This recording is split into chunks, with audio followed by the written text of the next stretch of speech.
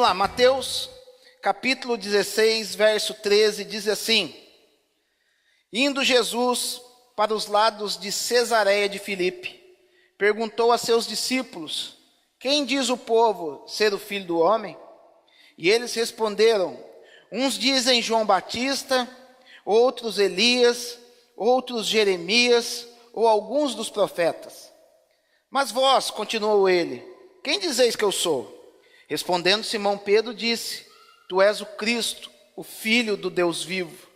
Então Jesus lhe afirmou: Bem-aventurado és Simão Barjonas, porque não foi carne e sangue que tu revelaram, mas meu Pai que está nos céus. Também eu te digo que tu és Pedro, e sobre esta pedra edificarei a minha igreja, e as portas do inferno não prevalecerão contra ela. Dar-te-ei as chaves do reino dos céus. O que ligares na terra terá sido ligado nos céus, e o que desligares na terra terá sido desligado nos céus. Então advertiu os discípulos de que a ninguém dissessem ser ele o Cristo. Desde esse tempo começou Jesus Cristo a mostrar a seus discípulos que lhe era necessário seguir para Jerusalém e sofrer muitas coisas dos anciãos, dos principais sacerdotes e dos escribas, ser morto e ressuscitado do terceiro dia. E Pedro, chamado à parte, começou a reprová-lo, dizendo: Tem compaixão de ti, Senhor, isso de modo algum te acontecerá. Mas Jesus, voltando-se, disse a Pedro: Arreda, Satanás, tu és para mim pedra de tropeço, porque não cogitas das coisas de Deus, e sim das dos homens. Pai, eu quero te agradecer por essa oportunidade rica, meu Pai, de poder estar expressando a Tua palavra, de podermos estar aqui reunidos em Teu nome. Eu venho pedir que o Teu Espírito venha fazer aquilo que eu não posso fazer, que é abrir corações, que é convencer, que é trazer a Tua glória e a Tua manifestação no meio do Teu povo, meu Pai. Nos ajuda nessa noite, nos dá da Tua graça, que a Tua presença seja real, cada vez mais real, meu Pai. É que eu te peço em nome de Jesus. Amém. Gente, pensa num texto que mexe muito comigo. É esse texto que nós acabamos de ler. Por que eu coloquei o tema como identidade real? Porque nós vamos ver Jesus, ele chamando os seus discípulos à parte. Depois nós vamos para um texto paralelo a esse, que eu gosto muito de ir para Lucas, porque Lucas ele é um evangelho cronológico, e a gente consegue ver a forma como foi o desenrolar das coisas. Porque Mateus não é cronológico, Marcos também não é cronológico, João muito menos, porque ele já sai fora até do contexto dos 3 primeiros evangelhos. E nós vamos ver que Jesus ele chama os seus discípulos e pergunta: o que a galera aí está dizendo que eu sou? O que a turminha está dizendo? Porque existem algumas coisas que a gente precisa observar na nossa vida. A gente tem algumas informações, alguns conceitos sobre nós. Um é o que nós achamos de nós mesmos. O segundo é o que as pessoas acham de nós. E o terceiro é aquilo que Deus acha de nós, o que Deus pensa de nós. Achar, Deus não acha, Ele pensa de nós, Ele tem algo sobre nós. Porque às vezes, olha como Deus ele tem algo para nós, Ele tem uma opinião sobre nós. Muitas vezes a gente fala assim: Senhor, nós queremos ver a Tua glória, nós queremos glória. Você sabe o que é a palavra glória no grego? A palavra glória no grego é uma palavra chamada doxa. E essa doxa é uma palavra que quer dizer opinião. Então quando Deus a gente canta assim: Jesus, manda a Tua glória sobre nós, nós estamos pedindo: Senhor, manda a Sua opinião sobre nós. Qual será a opinião de Deus sobre a tua vida? Qual será a glória de Deus sobre a tua vida? E Jesus, ele quis saber, ele quis fazer uma pesquisa de campo. Como é que estava o ministério dele? E ele pergunta para os seus mais próximos, e é muito legal muitas vezes é difícil a gente ter a coragem de fazer isso. Mas é importante a gente ter as pessoas que estão mais próximas da gente e a gente perguntar: o que você está achando de mim, cara? Eu acho que pouca gente tem coragem de fazer isso. Porque a gente tem dificuldade com as verdades da vida. A gente, quando recebe uma informação daquilo que a gente acha que a gente não é, porque a gente tem uma visão sobre nós mesmos. Aí eu pergunto para as pessoas: o que você acha de mim? o camarada fala algo totalmente diferente, aquilo traz, num certo momento, um constrangimento para a gente, traz muitas vezes uma decepção para as nossas vidas, mas isso muitas vezes pode ser libertador. Uma vez um discípulo chegou para mim e perguntou assim, dos 5 ministérios, qual que você acha que eu sou? Aí eu falei, eu acho que você tem um ministério pastoral. Aí ele falou, poxa, viu, vindo na hora o semblante dele, descaiu o semblante dele, igual aconteceu com Caim. Ele fez assim, eu pensei que eu era mestre, pastor. Aí eu falei, pode ser que você seja mestre. O mestre dos 5 ministérios é o ministério que mais demora para se aparecer, porque envolve estudo, envolve dedicação, envolve... Não vou falar que você não é mestre, mas hoje eu enxergo em você o ministério pastoral. Aí pegou as coisinhas dele e saiu andando. Só que passou uma semana, ele me procurou e falou, pastor, realmente aquela palavra que você me trouxe foi libertadora para mim, porque eu me encontrei aqui dentro da igreja. Eu me encontrei no meu ministério, agora eu começo a desenvolver o meu ministério em cima do quê? Em cima de algo que Deus usou você para poder falar comigo. E é isso que Jesus estava procurando, não que Jesus precisasse de uma opinião das outras pessoas. Graças a Deus nós servimos a um Jesus, nós servimos a um Cristo que não se baseia naquilo que o outro pensa para poder desenvolver o seu ministério, para poder viver a vida dele. Porque hoje nós vivemos uma vida, como eu disse aqui quarta-feira, que eu falei que ia falar sobre identidade hoje. Nós vivemos num tempo que muitas pessoas estão se movendo por aquilo que o outro acha dele. Pessoas que se movem por aquilo, pelos aplausos, pelos likes que recebem no Facebook.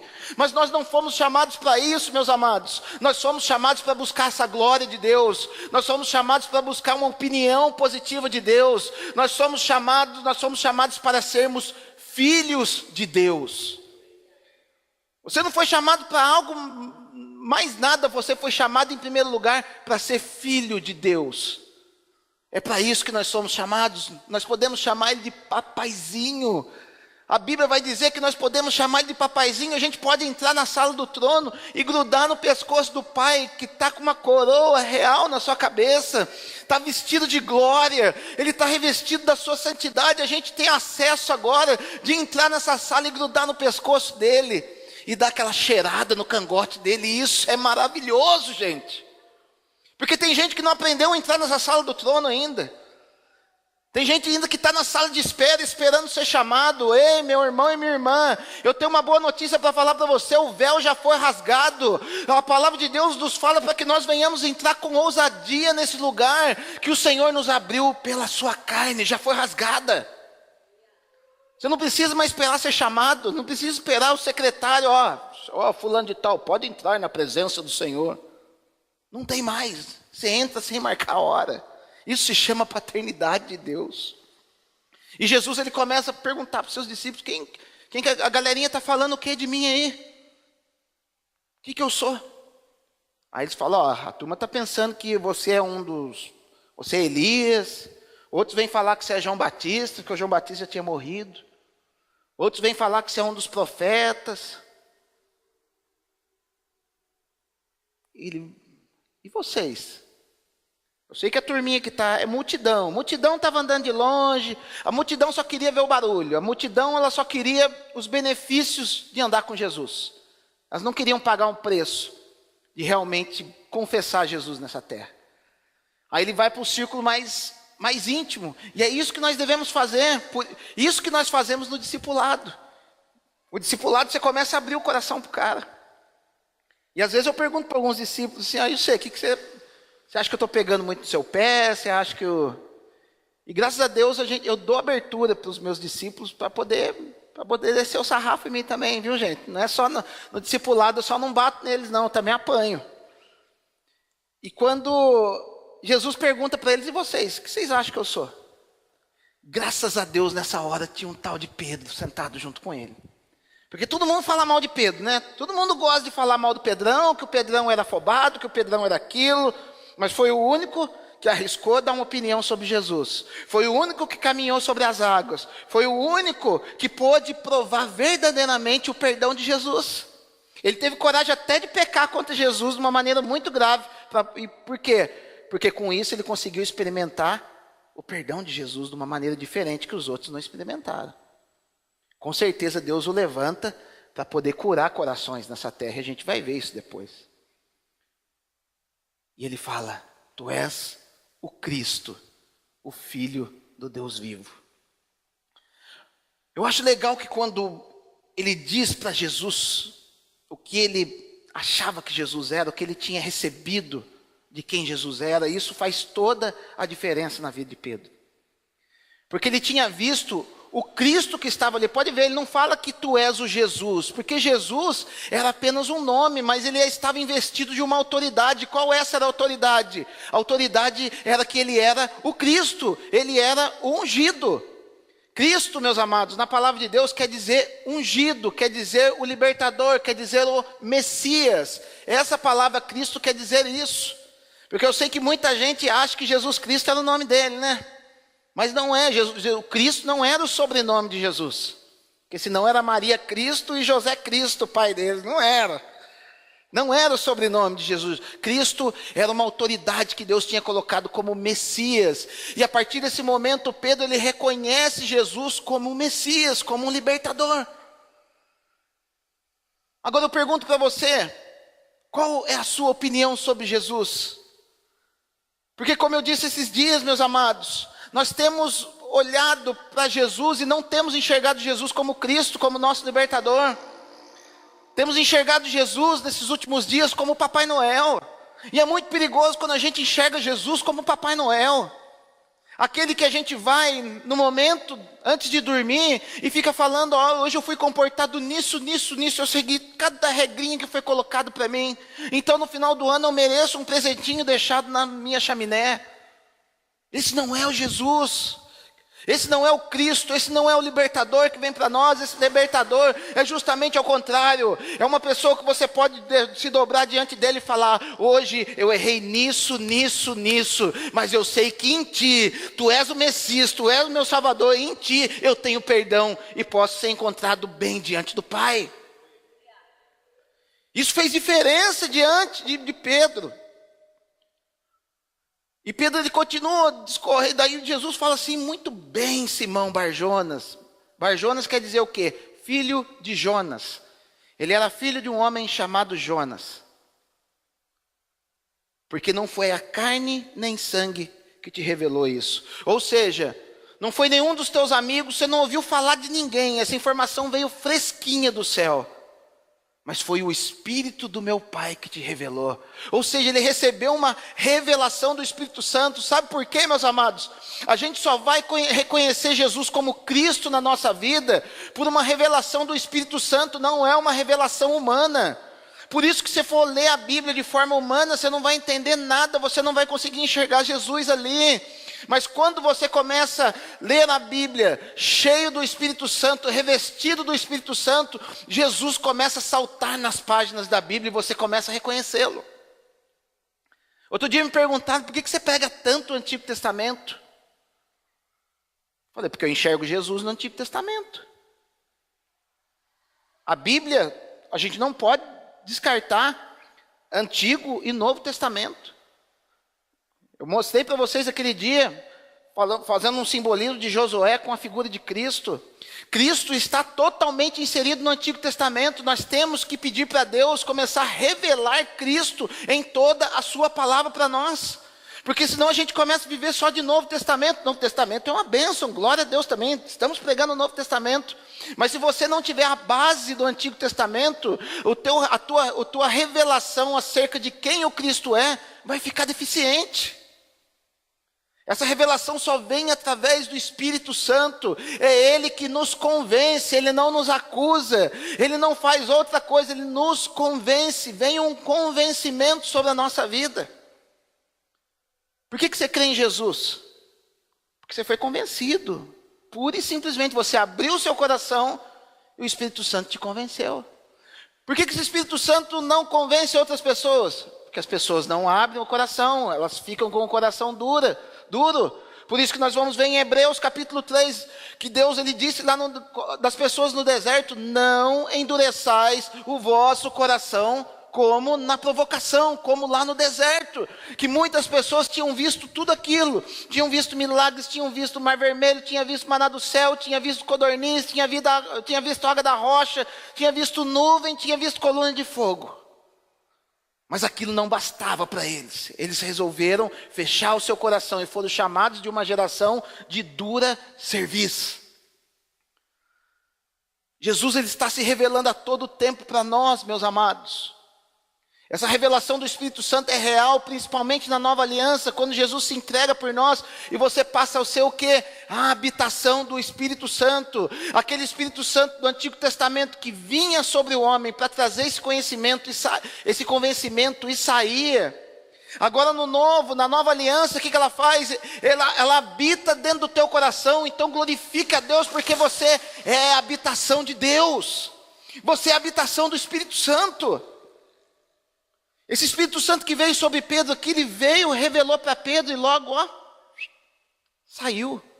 Porque Jesus ainda não tinha morrido.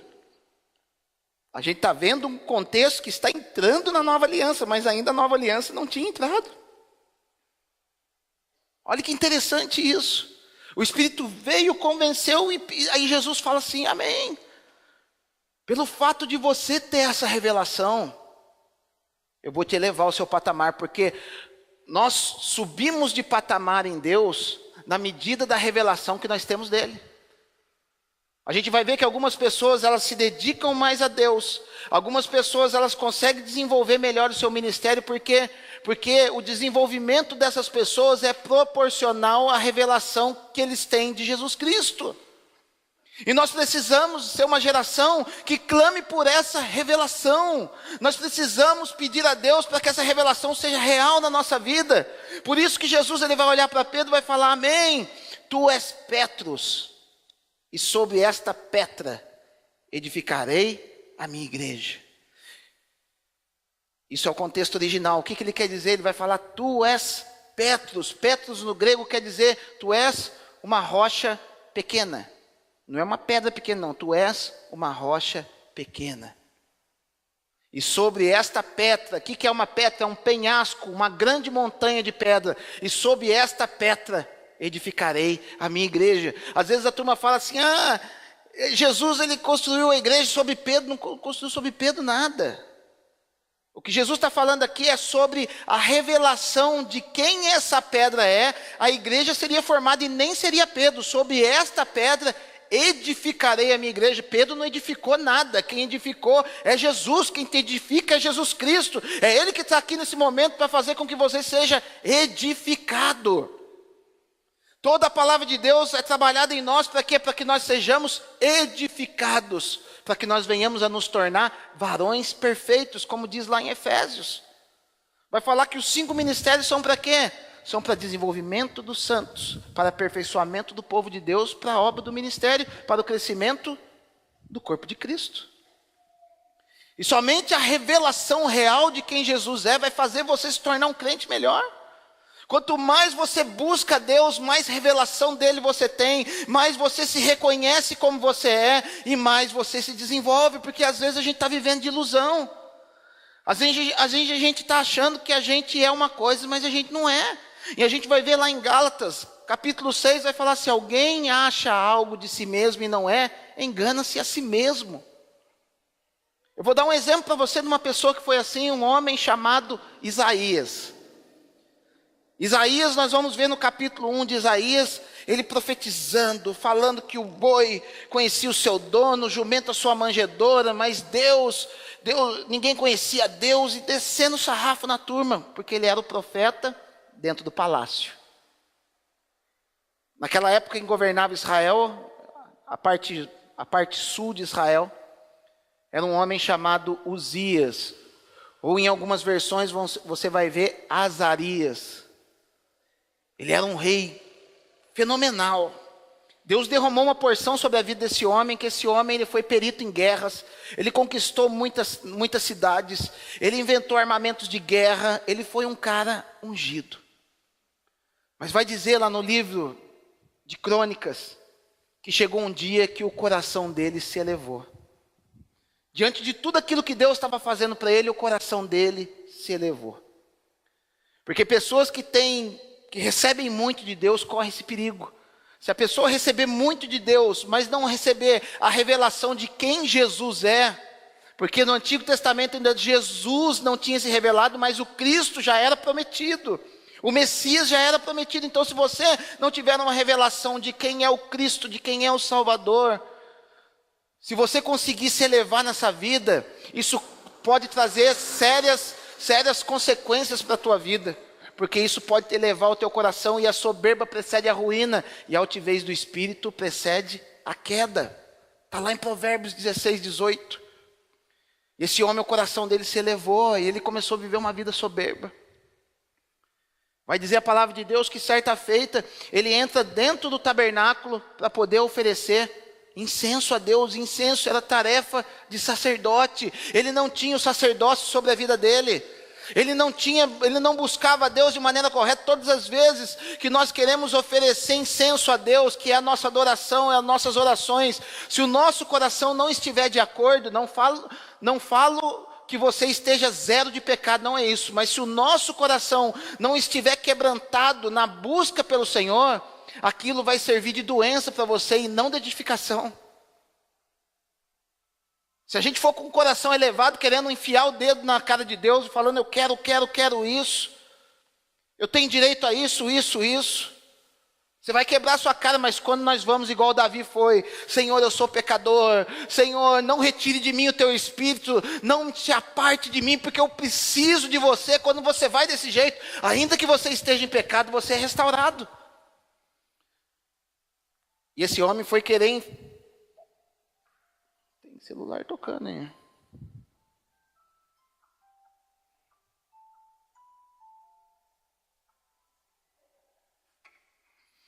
Então, gente, você se desconecta com Deus. E aconteceu desse homem, ele ter feito tudo isso. E o que acontece? Isaías era primo dele. Isaías, ele era o profeta oficial do palácio. E é muito ruim quando existem profetas oficiais de uma nação. Porque a pessoa começa a profetizar aquilo que a pessoa quer. E isso não é verdadeiramente o ofício profético. O ofício profético é o ofício que traz a vontade de Deus para um povo, ainda que essa verdade seja dura. E vai dizer, daí quando nós vamos ali para o capítulo 6, nós vamos ver uma história muito bonita. Em que o livro de Isaías vai dizer assim: no ano em que morreu o rei Uzias, eu vi o Senhor assentado num alto e sublime trono, e as hostes do Senhor enchiam todo o local. E alguns anjos saíam ali dizendo, com as asas, duas cobriam o rosto, duas cobriam os pés, e com duas voavam, e diziam: Santo, Santo, Santo é o Senhor dos exércitos. Ou seja, os anjos estavam vendo quem Jesus era. Os anjos estavam tendo uma revelação real de quem Jesus era. E quando você tem uma revelação real de quem Jesus é, não existe palavras, não existe outra coisa. A única coisa que você tem para falar é santo, santo e santo. Não tem adjetivo maior que se encaixe para Jesus, que a não ser que seja santo. Porque a gente banalizou a palavra santo. O homem banaliza as coisas que são reais, as coisas que são de Deus. A gente vê a pessoa se dedicando em alguma coisa, se dedicando na igreja, lá vai o santinho. E santo, na verdade, é uma pessoa que foi separada para Deus, uma pessoa que se dedica a Deus, uma pessoa que quando olha só enxerga Jesus na sua frente. E quando ele viu aquela revelação, o que ele disse? Ele disse: ai de mim que vou perecendo, pois sou um homem de lábios impuros, habitando no meio de um povo de impuros lábios. E na hora que ele reconheceu isso, começou verdadeiramente Deus trabalhar na vida dele, porque ele era profeta, mas ele ainda não tinha a revelação de Deus. E pelo fato dele não ter a revelação de quem Jesus era, ele não sabia em que estado ele se encontrava. Ele só foi ver o verdadeiro estado espiritual dele a partir do momento que ele olhou aquela santidade e viu que o quão podre ele estava andando, o quão desviado ele estava andando. Por isso, não se espantem com pessoas que te profetizam, não se espantem com pessoas que falam em línguas estranhas, não se espantem com pessoas que operam milagres. Muitas vezes, essas pessoas ainda não tiveram a revelação de Jesus. Dons, meus amados, não são itens validatórios que comprovam que uma pessoa teve uma experiência de enxergar quem Jesus é. Mas quando a pessoa ela tem o fruto do Espírito, e isso eu posso afirmar para você, essa pessoa conhece Jesus. Não se espante com dons. Eu já vi pessoa profetizando e profetizando coisa do céu. Mas eu sabia que o cara estava em adultério. Por isso que a palavra de Deus vai falar, você julga a profecia, não o profeta. Não julga profeta não. Porque Deus ele usa até mula para falar com o camarada quando ele quer. E quando ele teve essa revelação da santidade de Deus, o que ele fala? Eu estou ruim. Porque as pessoas acham que são santas quando ela está bem. Usa um evangelho sentimental que eu estou bem, e eu estando bem, eu estou bem com Deus. E às vezes a vida da pessoa está toda destruída, está toda desconectada com Deus. O importante é que você, quando se achegue diante de Deus, fala, Senhor, tenho pecado nisso, preciso da tua ajuda, preciso que o Senhor haja nessa área da minha vida. Aí ele vai começar a operar. O verdadeiro santo é aquele que reconhece o seu pecado, não aquele que bate no peito falando, Senhor, não tenho pecado nenhum. Porque enquanto Isaías viveu essa fase, ele estava totalmente fora do Senhor. E quando ele reconhece que os seus lábios estavam ruins, o que o Senhor faz? Vai sair diz que sai daquele momento um serafim. Serafim são os anjos que estão ao redor do altar de Deus. Existem classes de anjos. Os querubins, eles seguram a plataforma de Deus, então Deus se desloca rapidamente pelo universo, porque os querubins estão no controle. Vai falar lá em Ezequiel, que eles têm rodas debaixo dos seus pés, e eles se dirigem sem virar os seus rostos para onde o Senhor ordena. Esses são os querubins. Os serafins são aqueles que estão ao redor do trono de Deus. A palavra serafim quer dizer seraf. O seraf quer dizer criaturas de fogo ardente. Agora imagina só uma criatura de fogo ardente. Ela pega uma tenaz, ela pega um alicate, e com esse alicate ela pega da brasa do altar e tosta a língua de Isaías. Ou seja, aquele fogo do altar do Senhor era um fogo tão completo, era um fogo tão maduro, era um fogo tão refinador, era um fogo tão santo que a própria criatura que era de fogo não podia tocar nela, senão ela se queimava. É isso que Deus tem para nós, meus amados. Talvez a tua dificuldade seja os lábios. Deus está aqui para colocar brasa nos teus lábios. Talvez o teu problema seja o quê? Pensamentos impuros. Deus está aqui para queimar o teu pensamento. Talvez o teu problema seja com dinheiro. Deus está aqui para queimar o seu problema com dinheiro nessa noite. Aleluia, basta que você venha reconhecer. E a partir desse momento, ele foi convocado para fazer a obra do Senhor. Porque teve a revelação de quem Jesus era. Um homem que teve a revelação, poucos homens tiveram a revelação de quem Jesus era no Antigo Testamento. Isaías foi um deles. Davi foi um deles. Moisés foi um deles. São poucas as pessoas. E voltando lá para Pedro, então a gente vê que Pedro ele tem essa experiência. Mas como eu disse para vocês, o Espírito veio, convenceu e saiu. E quando a gente sobe o nível com Jesus, quando a revelação de Jesus ela é mais forte para nós, ele começa a revelar alguns segredos do caminhar com ele. Então vai dizer que a partir desse momento, quando todos ali ficaram sabendo que ele era o Cristo, vai falar que Jesus ele começou a falar que a partir daquele momento ele teria que sofrer na mão dos escribas, dos fariseus e dos doutores da lei. Ele sofreria na mão deles, morreria, mas ressuscitaria no terceiro dia.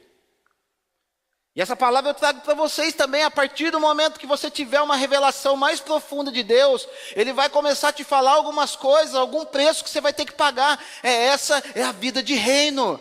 Reinar com Cristo exige de você alguns esforços. E esse esforço só vai ser liberado para você a partir do momento que você tiver uma revelação plena de quem Jesus é. Porque Ele vai saber que Ele pode liberar essa palavra para a tua vida. Não é para qualquer um que Ele revela. Até as nossas estratégias humanas também são assim. Quando a gente ganha uma pessoa para Jesus, a gente não fala para ela tudo que ela vai ter que passar. Porque a partir daquele momento, ela já não mais anda na corrente do mundo. Ela vai começar o quê? Andar na contramão do mundo. Vai começar o quê? Andar na contramão. Vai começar a bater de frente contra o inimigo, contra Satanás. E isso, num primeiro momento, vai trazer um incômodo, mas lá na frente vai trazer uma opinião de glória sobre a tua vida. Todo o processo é esse. Deus revela quem Ele é, Jesus se revela para nós, se revela como Cristo. Se revelando como Cristo, vai dizer que você vai ter que passar algumas dificuldades, vai dizer que você vai ter que sofrer em alguns pontos da sua vida, mas lá na frente, sabe o que vai acontecer? Você vai ressuscitar para a honra e glória do Senhor.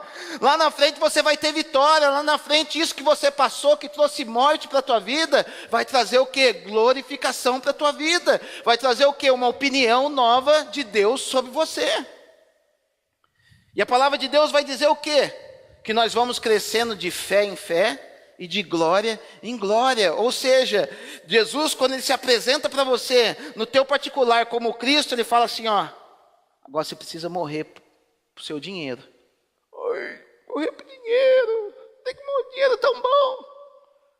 Vai falar, seu coração está no dinheiro, você precisa morrer pro dinheiro. E quando você morre por dinheiro, o que Ele faz? Ele faz você ressuscitar tendo você domínio sobre o dinheiro, não o dinheiro tendo domínio sobre você. Agora você precisa morrer para essa linguinha sua aí que gosta de falar mal dos outros, gosta de falar da vida dos outros. Outra língua! Aí você fala, mas eu não consigo não falar mal dos outros. Vamos nessa, Ele vai começar a trabalhar com você. Vai começar a trabalhar com você até o momento que você não consiga mais falar aquilo, que você domine a sua língua. E aquilo vai fazendo o quê? De fé em fé, de glória em glória. Fé para você saber, você crer naquela fidelidade de Deus que Ele está trabalhando na tua vida. Glória, porque a opinião dEle vai mudando sobre a tua vida. E conforme a opinião dEle vai mudando sobre a tua vida, você começa a realmente viver aquilo que Deus tem para o reino dEle. Porque algumas pessoas falam, pastor, você faz esse negócio de reino aí, por que eu não consigo viver o reino? Porque você ainda não teve fé suficiente para Deus deixar Ele trabalhar na tua vida. Deus está aqui nessa noite, Jesus está aqui nessa noite para poder trabalhar em alguns aspectos da tua vida, para que você possa viver uma vida de reino. Porque sabe qual que é o nosso comportamento? O mesmo que aconteceu com Pedro. Na hora que começou a falar isso, sabe o que ele fez? Ele deu um abraço assim em Jesus e falou, Jesus, vem cá que eu tenho que falar um negócio com você. Ninguém pode escutar. E quando a gente tem que falar algo para Jesus que ninguém pode escutar, é sinal que o negócio é meio duvidoso. Ele falou, cara, isso é papo de morrer, de ser glorificado e ressuscitar no terceiro dia. Sai fora dessa, cara. Você é doido, cara. Você é rei dos reis. Eu acabei de falar que você é o Cristo, o Filho do Deus vivo. Para que você vai morrer, cara? Você é salvador, você tem benefício, você é filho de Deus, para que você vai morrer? É a mesma palavra que Satanás traz para você. Fala, cara, você já está na igreja, você já vai no culto no domingo, você já se batizou, para que você quer mais? Gente, Jesus trouxe você aqui nessa noite para você morrer para você mesmo. Ele trouxe você aqui nessa noite para você morrer, porque Ele vai dizer depois, se alguém quiser vir após mim, negue-se a si mesmo todo dia, tome sua cruz e siga-me. Siga-me. Vai ter que ser assim.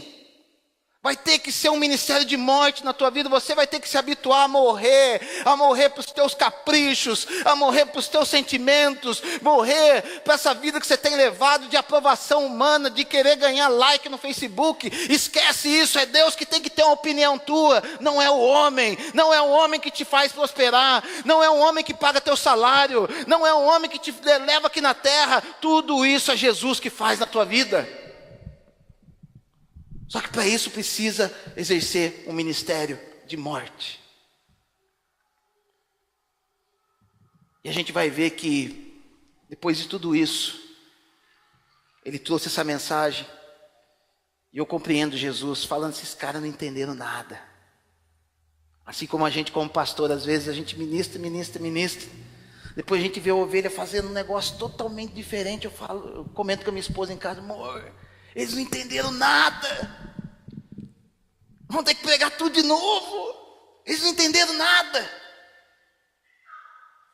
E a gente vai ver Jesus, depois de tudo aquilo, ele chama os 3 principais que estavam ali no meio daqueles 12. Pedro, João e Tiago. Vamos subir o monte. Vamos orar. Jesus era um cara de oração. Nós temos que ser pessoas de oração. E Jesus, ele sobe aquele monte e começa a orar. Vai dizer aqui em Mateus que o Pedrão já começou a ficar com sono, a galera começou a ficar com sono. Isso quase não acontece no meio do povo de Deus, né, gente? Na hora que vai orar, ficar com sono, né? Isso é só com Pedro que aconteceu, né? Amém.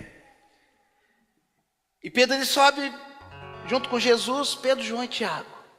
2 irmãos e Pedro. Vai falar que eles estavam orando. E quando, munidos daquela informação de quem Jesus era, vai falar que de repente uma nuvem de glória desce. E aquela nuvem envolveu todos eles. E naquele momento Jesus, ele olhava para aquela nuvem, e daquela nuvem saía 2 varões resplandecentes, Moisés e Elias. E diz lá o texto de Lucas capítulo 9, que aqueles 2 homens, eles estavam dizendo todas as coisas que Jesus haveria de passar. Agora eu falo para vocês, gente, olha como Jesus muitas vezes quer falar conosco, muitas vezes ele está se revelando para nós, e a gente faz de desentendido, a gente quer fazer da nossa própria maneira, porque eles já estavam cientes daquilo que ia acontecer. Na revelação de Pedro, Jesus já tinha falado para ele tudo que tinha acontecido. E Pedro, gente, vocês vão ver na palavra de Deus, começa a observar, Pedro era linguarudo, ele não conseguia guardar segredo. Ele contou para os seus amigos tudo aquilo que ia acontecer, mas Jesus, ele leva os 3 para poder ter aquela revelação. Vai falar que o rosto de Jesus resplandeceu como o sol. As vestes de Jesus se resplandeceram. Sabe o que é isso? Ele estava cheio da glória de Deus, porque ele tinha dito lá atrás, dos que estão aqui tendo essa revelação de Pedro, alguns deles não verão a morte, até que vejam o Filho de Deus manifestado no seu reino. E a gente fica cogitando, o que será isso?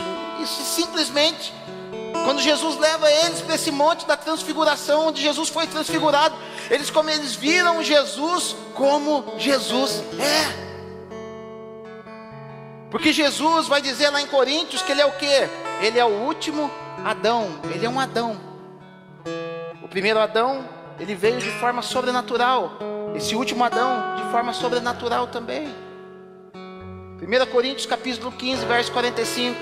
Porque o primeiro Adão é homem vivente, o último Adão, espírito vivificante. E ele se revela justamente como Adão era. Eu acho muito legal a frase do Anderson Bonfim para poder descrever isso que acontecia, porque a gente tem aquela imagem que o Adão era o homem pelado caminhando na floresta. Pode ver, eu falei de Adão, todo mundo imaginou um peladão andando na floresta, né? Por quê? Porque a gente foi ensinado no catecismo, foi ensinado tudo errado daquilo que é a revelação de Deus. A gente não teve revelação. E a gente ajuda a trazer revelação para vocês. Porque vai falar que Deus criou o homem segundo o quê? Segundo a sua imagem e a sua semelhança. Lá em João vai dizer o quê? Que Deus é luz.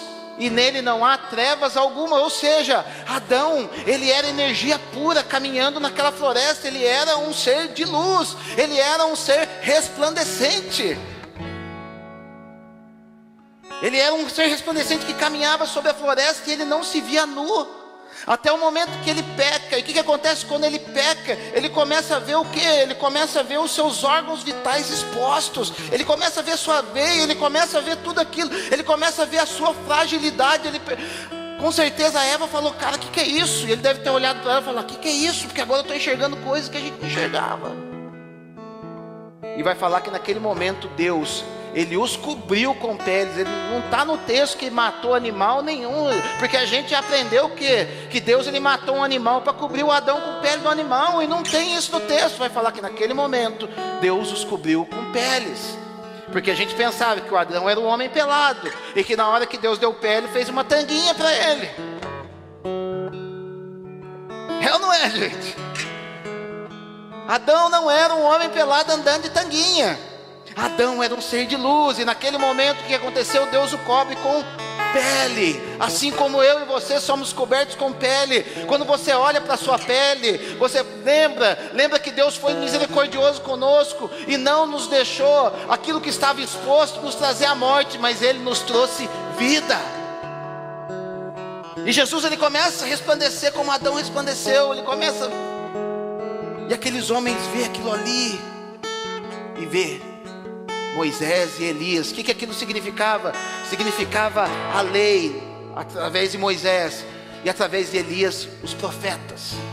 Vai falar o que? De um homem que morreu, mas foi levado para o Senhor, que foi o que? Moisés. Vai falar de um homem que não viu a morte e foi arrebatado para Deus. Duas figuras, duas coisas maravilhosas que a gente tem que ter em mente, porque se você morrer, um dia você vai ser arrebatado para Deus. Mas se a gente ficar aqui e Jesus voltar, nós vamos ser arrebatados com Ele em glória. E eles estavam ali falando para Jesus o que ia acontecer. E o Pedrão vai lá de novo. Mestre, bom estarmos aqui, hein? Vamos fazer uma tenda, 3 tendas aqui. Uma para você, uma para Moisés e uma para Elias. E vai dizer a palavra de Deus que ele não sabia o que ele estava falando. Gente, sabe o que é isso? Ele estava achando que a glória do Senhor se manifesta em algum lugar, que ele tinha que manter aquele movimento, porque aquilo aconteceu. E isso, meus amados, acontece conosco. Sabe por quê? Às vezes a gente vê um movimentinho acontecer, às vezes a gente faz alguma coisa para Deus e dá certo, a gente quer repetir o negócio. E Deus, ele tem uma estratégia para cada um. Deus, ele tem um propósito para cada um que está aqui. Não fica tentando copiar o ministério dos outros. Não fica tentando copiar fórmulas mágicas, tentando enclausurar Deus em alguma coisa. Sabe por quê? Porque ele não sabia o que ele estava fazendo. Sabe por quê? Porque Deus tem algo muito maior para nós. Nós somos a habitação da lei, dos profetas e da glória de Jesus em nós. A gente não precisa ficar construindo tenda aqui. Nós somos a tenda do Senhor. Nós somos templo do Espírito Santo. Você é a habitação de Deus. E vai falar que justamente isso lá em Lucas 9, se você ler o começo do capítulo, vai falar que antes disso, Jesus, ele chama os seus discípulos, 12 discípulos, chama os 12 e os dá autoridade para poder, vamos ler o texto, capítulo 9 de Lucas. Antes de Jesus se transfigurar,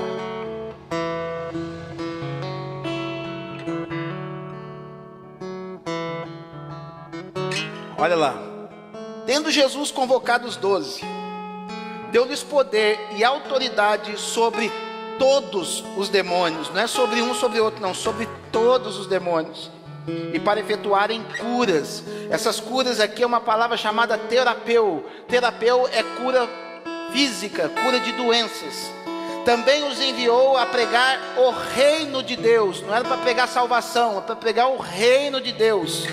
E a curar os enfermos. Esses enfermos aqui é uma palavra chamada Iaon. Iaon quer dizer cura a um estado espiritual melhor, restauração a um estado espiritual diferente. Ou seja, quando o reino entra dentro do teu coração, ele eleva o teu nível espiritual, ele te leva a um nível de restauração especial. disse-lhes: nada leveis para o caminho, nem bordão, nem alforje, nem pão, nem dinheiro, nem deveis ter 2 túnicas. Na casa que entrardes, ali permaneceis e dali saireis. E a gente vê Jesus caminhou, ele multiplicou pão, ele fez uma série de coisas, mas ele tinha falado algo para aquele povo: ó, vocês são meus discípulos e vocês agora, vocês viraram caça-fantasmas espirituais do reino. Eles foram chamados a expelir toda espécie de demônios. Havia uma comissão, havia uma revelação de Deus sobre eles. A partir de agora, vocês são discípulos repreendedores, aniquiladores de demônios. Vocês são caça-fantasma a partir de agora. Eles receberam algo, um comissionamento de Deus. Sabe por quê, meus amados? Deus, ele nos dá uma direção, mas às vezes a gente pensa que a gente ouve e a gente não liga. Vai falar que Deus, ele lhes deu autoridade. Sabe o que é autoridade? É uma autorização de uma pessoa para ela agir em favor de outra. Se eu dou autoridade, se eu vou sair daqui da igreja, se eu vou viajar um dia, eu dou autoridade para algum discípulo meu exercer o meu papel aqui na igreja. Eles receberam a autoridade de Jesus. E Deus, ele já deu autoridade para muitas pessoas, e muitas vezes a gente guarda isso. Porque vai falar que naquela caminhada, as pessoas vieram atrás de Jesus para ver o que Jesus estava fazendo, e eles queriam pão. E olha o que vai dizer no texto 9:13 de Lucas: ele, porém, lhes disse: dai-lhes vós mesmos de comer. Ou seja, a intenção de Jesus, mediante uma autoridade que foi investida sobre a vida deles, é para que eles fizessem a obra de Deus. Sabe por que muitas vezes a gente não faz a obra, meus amados? A gente fica esperando Deus fazer, mas Deus já deu autoridade para a gente fazer determinadas coisas aqui na terra. Um dia eu dobrei meu joelho, eu estava lá em oração em casa, e eu falei: Senhor, abençoa minha esposa. Foi justamente então que eu estava orando para minha esposa. Senhor, abençoa minha esposa. Oraçãozinha michuruca. Michuruca, eu vou contar para vocês porque é michuruca. Abençoa minha esposa, Senhor. Sabe o que ele falou para mim? Eu não vou abençoar não, é você que abençoa. A minha glória está em você. Começa você a abençoar. Porque você fica pedindo para eu abençoar. Não, eu já estou em você. A autoridade que eu já te investi é para abençoar pessoas. Nós fomos chamados para abençoar pessoas, meus amados. Não fica esperando de pastor, não fica esperando de fulano ungido, não. Deus, ele te comissionou de coisas maiores aqui na terra. E a partir desse momento, desse decidir de oração em diante, o que eu falo? Senhor, abençoa a nossa igreja. Senhor, eu abençoo a nossa igreja. Eu abençoo a minha esposa. Eu abençoo os nossos líderes. Eu abençoo em nome de Jesus. Porque a gente fica numa falsa humildade. Eu não vou fazer isso. Quem sou eu para fazer isso? Você é filho de Deus. Você é comissionado por Deus para fazer isso.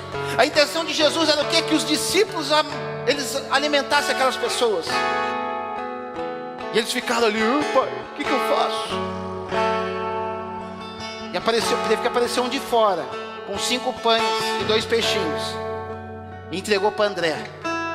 Aí que rolou o negócio. Muitas vezes Deus faz isso. Ele traz alguém de fora para poder fazer um trabalho que nós de dentro deveríamos fazer. A gente está muito nessa de querer trazer pregador de fora. Eu preciso trazer um pregador de fora para poder falar com isso para a igreja. Eu preciso de um pregador. Não, meus amados, o poder está em nós. Nós somos filhos de Deus. É isso, Deus quer que você comece a se mover nessa terra com a autoridade que Ele te investiu. Só que você precisa conhecer mais Ele. Você precisa saber da autoridade que Ele tem, do poder que Ele tem. E Jesus, vendo que eles não tinham crido naquela revelação de Pedro, Ele se revela na sua glória para aqueles homens. Eles viram que era o poder de Deus, do que Jesus estava investido. Sabe por quê? Porque no momento que Jesus falou que Pedro teria as chaves do céu, e tudo aquilo que ligardes na terra terá sido ligado no céu, não é será ligado no céu. Porque tudo aquilo que você liga, tudo aquilo que a igreja liga lá no céu, já foi ligado lá. O negócio aconteceu lá primeiro. Tudo aquilo que acontece aqui, meus amados, já aconteceu lá no céu. Você tem que conquistar as coisas lá no céu. Não fica perdendo tempo aqui na terra, não. O negócio acontece lá primeiro. Talvez a tua Bíblia esteja aí com uma tradução meio esquisita, infelizmente, mas o original vai dizer: tudo aquilo que ligardes na terra terá sido ligado no céu. A gente não faz nada de bom por nós mesmos. Tiago 1,17 vai dizer: toda boa dádiva e todo dom perfeito vem do céu, do Pai das luzes, em quem não há mudança nem sombra de variação. É Ele que toca no nosso coração, é Ele que opera em nós tanto o querer como o efetuar. Por isso, se você não consegue mais além, pede para Deus, fala assim: Senhor, opera em mim um querer maior pela Tua palavra, opera em mim um querer mais pelas almas, um querer mais em fazer a Tua obra, porque eu desejo isso. Ele vai operar isso em você. Aí Jesus se revela, e Jesus comissiona eles: ó, vocês têm que expulsar demônio. Olha aqui, ó, apareceu 2 varões sobrenaturalmente e falaram do plano que eu tenho que morrer, que eu sou o Messias, e vocês, em sendo meu discípulo, isso serve para vocês também. Discípulo é o que? É seguir um mestre, e quando o mestre faz uma coisa, o discípulo faz atrás. Era uma revelação sobrenatural que eles estavam tendo ali. É como se Deus estivesse falando: já que vocês não entenderam de uma forma, eu vou fazer isso para vocês de outra mais poderosa. E aquela revelação mexe com eles. E vai falar que Jesus, quando desce daquele lugar, quando eles estão lá embaixo, está um jovem endemoniado.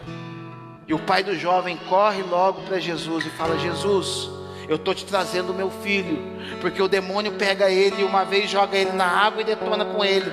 O demônio pega ele e joga ele no fogo, e ele está sendo arrebentado pelo inimigo. Só que eu levei para os seus discípulos e eles não puderam fazer nada. Por quê? Não buscaram aquilo que verdadeiramente eles são em Deus. Deus, Ele tem algo, você tem algo em Cristo. Como eu disse para você, você pode pensar alguma coisa de si, as outras pessoas podem pensar outra coisa de você, mas Deus, Ele tem um pensamento, uma glória sobre tua vida. E Jesus já tinha falado para eles lá atrás: eu estou te dando autoridade sobre todos os demônios. O camarada fica, quem está aí hoje em dia fica assim. Aí o negócio esquenta lá, liga o pastor: não, pastor, gente, a gente não liga de ajudar de maneira nenhuma, mas o negócio está em vocês. E Jesus vai dizer que, olha aqui, no dia seguinte, verso 37, ao descerem eles do monte, vem ao encontro de Jesus grande multidão. E eis que dentre a multidão surgiu um homem, dizendo em alta voz: Mestre, suplico-te que vejas meu filho, porque é o único. E um espírito se apodera dele, de repente o menino grita, o espírito atira por terra, convulsiona até espumar, e dificilmente depois de o ter quebrantado. Roguei aos teus discípulos que o expelissem, mas eles não puderam. Respondeu Jesus: ó geração incrédula e perversa, até quando estarei convosco e vos sofrerei? Trazei o teu filho. Jesus, ele cura aquele jovem e mostra para aqueles discípulos que aquilo que ele tinha falado lá atrás é verdade. Aquilo que Jesus falou para você sobre a tua vida, sobre o teu ministério, é verdade, meu filho e minha filha. Toma isso e começa a operar em Deus, porque Deus, ele quer levantar um exército de pessoas que creem nele. Se a gente for lá para o texto de Mateus, vai falar que os discípulos vão até ele e falam: mestre, por que nós não conseguimos expelir esses demônios? E Jesus vai falar assim para eles: essa casta de demônios não se expulsa senão com oração e jejum. Eu sei que esse texto, oração e jejum, está entre colchetes, e alguns originais têm, outros não. Mas eu entendo que se está na palavra de Deus, ela serve de alguma coisa para nós. Não é a oração e o jejum em si que vai fazer você expulsar demônio, mas aquele que tem uma vida de oração e de jejum, esse creu na palavra de Deus, esse sim expulsa demônio. Não que o jejum tenha poder mágico: hoje eu tenho que jejuar para poder pôr a mão no camarada e expulsar. Pô, se for assim, você tem que andar jejuando todo dia, porque se aparecer um endemoniado na sua frente, Começa o demoniado, coisa, nossa, hoje eu não posso pôr a mão nele porque eu não jejuei hoje. Não é.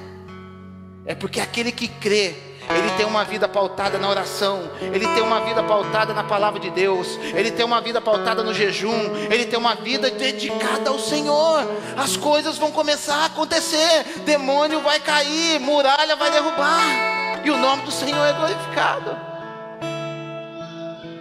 Porque muitas vezes a gente entende esse chamado de Deus como um benefício para nós, e foi o que Pedro entendeu. Na hora que ele deu aquele comissionamento para Pedro, Pedro ficou achando, eu sou o cara. Eu vou ser o cara que tem a chave. E muitas vezes a gente é assim. Eu sei tocar melhor, eu sei pregar melhor, eu conheço melhor, eu não sei o que é melhor. E Deus, ele vai dar para mim diferente. Porque vai dizer no texto lá embaixo que naquele tempo surgiu uma contenda entre eles de quem seria o maior. É isso que acontece quando a gente não tem revelação de propósito, não tem uma revelação de quem a gente é em Cristo. Sabe o que acontece? A gente fica brigando entre si, sabendo quem que é o melhor, quem que prega melhor, quem que canta melhor, quem que faz melhor. E Jesus vai dizer para eles, Jesus pega uma criança e fala assim: quem receber uma criança igual eu estou recebendo, esse será o maior do reino de Deus. Porque aquele que quiser ser o maior, ele terá que ser o menor aqui na terra. Ou seja, o maior é aquele que serve mais. Às vezes a gente, como pastor, as pessoas ficam chateadas com a gente, o pastor ele prioriza fulano. Não é, é que às vezes a gente se aproxima mais de alguém que está se dedicando mais, é automático. E aquela pessoa, ela vai se investindo do que? De uma autoridade, ela consegue comunicar algumas coisas às pessoas. Porque ministério é serviço, autoridade demanda serviço. Isso só vem por meio de uma fé e de uma revelação de quem Deus falou que você é. E aquilo gerou treta no meio deles. E aquilo gerou tristeza em Pedro. De tal maneira que Pedro chegou até a trair Jesus. Porque quando a gente está confuso na nossa caminhada cristã, quando a gente está confuso de quem a gente vai acabar traindo Jesus. Porque a gente vai priorizar os benefícios ante ao serviço a Cristo. E Deus não te chamou para você ficar servindo. Deus te chamou para você ser filho. Deus te chamou para uma revelação específica. Vai falar que um dia Maria e Marta estavam perto de Jesus.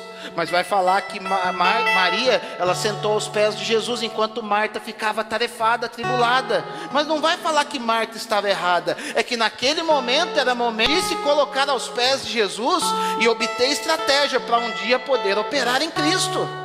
Por isso que Jesus vai falar, ela escolheu a melhor parte, porque ela escolheu as instruções, ela escolheu uma intimidade. Porque quando você tem uma intimidade com Cristo, você consegue fazer a obra de modo efetivo. Porque a gente quer sair fazendo a obra com tudo, a gente não quer ir aos pés de Jesus para saber quem nós somos nele. E aí você vê uma vez a pessoa, uma hora ela quer fazer uma coisa, outra hora ela quer fazer outra hora ela quer fazer outra. Ela começa um monte de coisa e não termina nenhuma, porque faltou ela ir aos pés de Jesus para ter instrução do que Deus quer que ela faça. Identidade. Deus quer nos dar uma identidade aqui nessa noite, meus amados. Quero convidar você para se colocar em